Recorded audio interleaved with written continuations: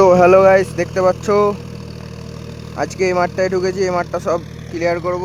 এই যে এক ধার থেকে দেওয়া হচ্ছে এই মাঠটা আজকে হবে পুরোটা। সকাল থেকে লেগেছি। তেল আনলাম আমি, তেল এখনো ঢালিনি, আমার পাশেই আছে তেলটা ঢালবো। দেখি আব্বা ঘর যাবে আর আমি চালাবো। আর আমাদের স্টবলিংটা লাগিয়ে দিয়েছি, ঠিক আছে।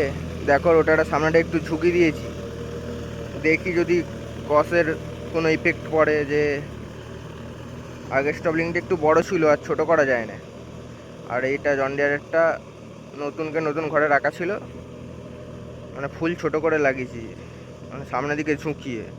এখন কি একটু তুললেও অতটা মানে কসটা স্ট্রেট থাকবে। আর আগেটা একটু তুললে কি হতো, মানে কসটা একটু মানে রোটার দিকটা বেশি উঠে যেত আর গাড়ির দিকটা বেশি নেমে যেত। এখন অনেকটা লেভেল থাকবে।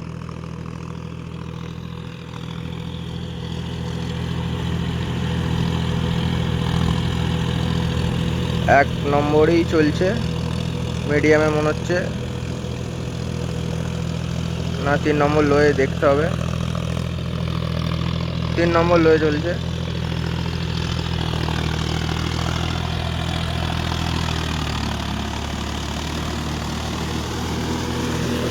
আর এটা কিনা কস্টটা লাগানো আছে, ঠিক আছে। কিনা কস্টটা কালকে পাল্টে আনলুম।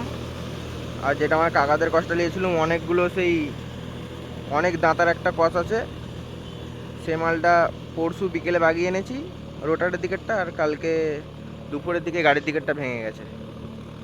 আবার এই আমাদের দুটো বাগাতে দেওয়া ছিল গাড়ির দিকের দুটো, একটা বাগিয়ে আনলাম তাড়াতাড়ি করে। আবার বিকেলে অরিজিনাল যে মালটা 4 চৌকোরটা, ওইটা আবার বিকেলে বাগিয়ে আনলাম। আর আমার মনে হচ্ছে হয় স্টবলিংটা লেগে ভাঙছিল, স্টবলিংটা পাল্টেছি, দেখি কি হয়। এবারে ভাঙলে আর কোনো রোটারের সেটিং নাই, রোটারও খারাপ নাই, কসও খারাপ নাই, গাড়িও খারাপ নাই। এবারে ভাঙলে শুধু একটাই কারণ থাকবে, ওই রোটারের স্পিডটা আমাদের 16 19 লাগাতে হবে যদি ভাঙে। কারণ ওই আমাদের ওই রোটারটা চালাচ্ছিল কোনো ফ্রি চলছিল গাড়ি। আর এটা হাই ফাল করা আছে, আলুতেও যেটাই চলছিল আর বর্ষাতেও সেইটাই করা আছে, কমানো যায় না। আর যেহেতু 17 18 গিয়ার, কমালেও যা বাড়ালেও তা খুব একটা এই নাই। তাও কমানো আছে, আমাদের আলুতেও কমানো ছিল, এখনও কমানোই আছে। তাও আমার মনে হচ্ছে স্পিড ঠিক আছে, কিন্তু মনে হচ্ছে স্পিডটার লেগেও হতে পারে যে আরেকটু হয়তো কমালে আরও লোড পড়বে না, হয়তো লোডটা পুরো বাটিতে পড়ছে কসের, এটাও হতে পারে।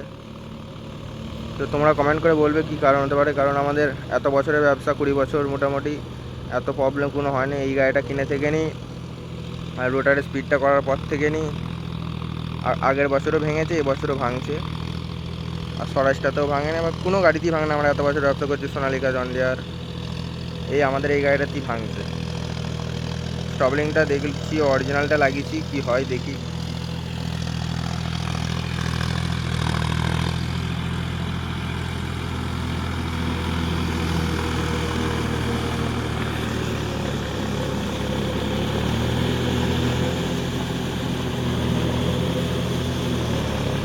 গরু বেঁধে দিয়ে চলে গেছে জমিতে বড় বড় দড়ি দিয়ে, কি হয় দেখি।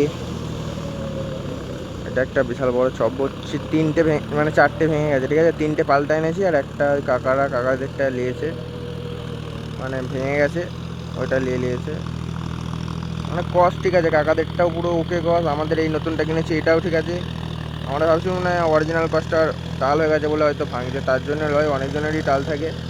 আমার মনে হচ্ছে স্পিডটার লেগেই হচ্ছিলো, নাহলে স্টবলিংটা লেগে। টবলিংটা তো দেখি ফুল ছোটো করে দিয়েছি, অরিজিনালটাই লাগিয়েছি।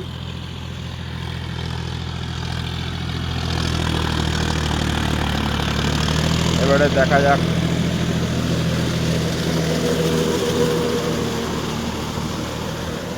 দেখা যাক, কি হয়। কপাল খারাপ হলে যা হয়, কি হবে এবারে জানিনি। যেমন না ভাঙে। আমাদের অরিজিনাল সেটটা সাইডে রাখা আছে, ঠিক আছে। আর এটা হচ্ছে লোকালটা, মানে লোকাল মানে যেটা কিনেছি সেই মালটা। গরু তাড়াচ্ছে এখন চাষি, বড় বড় দড়ি সবই। একটা গরু আমি টেনে সাইড করলাম।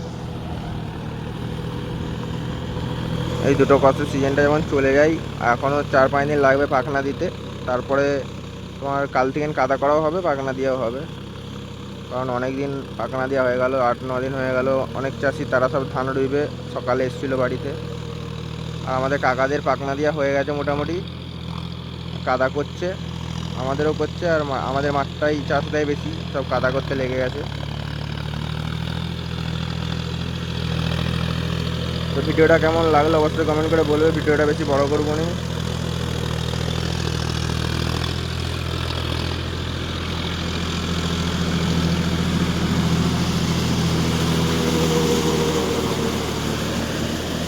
আর কেমন কি চলছে গাড়ি অবশ্যই কমেন্ট করে বলবে। প্রবলেম কস্টটাই হচ্ছে, বাকি গাড়ি সব ঠিক আছে।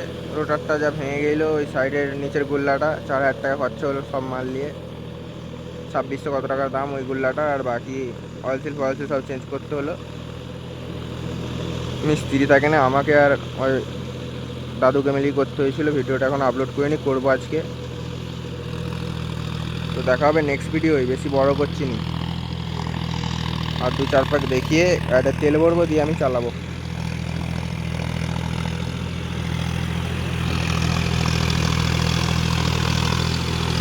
কালকে 11টা অবধি চালিয়েছি রাত।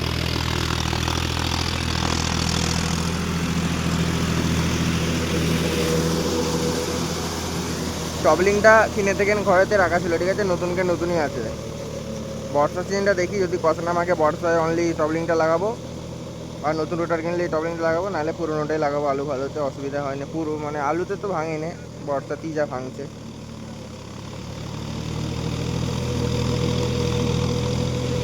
এই তোমার 100 ঘন্টার কাছাকাছি হয়েছে কাজ, এখনো হবে 200, কমও হতে পারে বেশি হতে পারে, মানে 100ই হয়েছে। পুরো কাটায় কাটায় 1000-এ নামিয়েছি।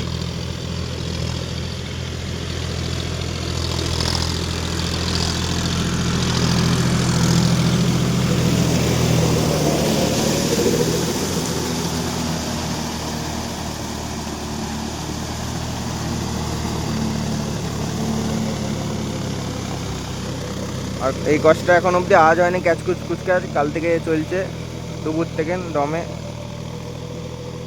কষ, ঠিক আছে, মানে কেন ভাঙছে জানেনি। আর আরও কালকে যেই কষ্টটা ভাঙলো আমার কাকাদেরটা, ভালো কষ্টটা, যে একটা জমি আছে ঝুনঝুনি গাছ আর তিল গাছে ভর্তি, আর মাটিটা এত শক্ত, মানে গাড়ি 1 নম্বর মিডিয়ামেতেও গাড়ি টানতে পারে না, রোটার পুরো ঘুরতে যায় না।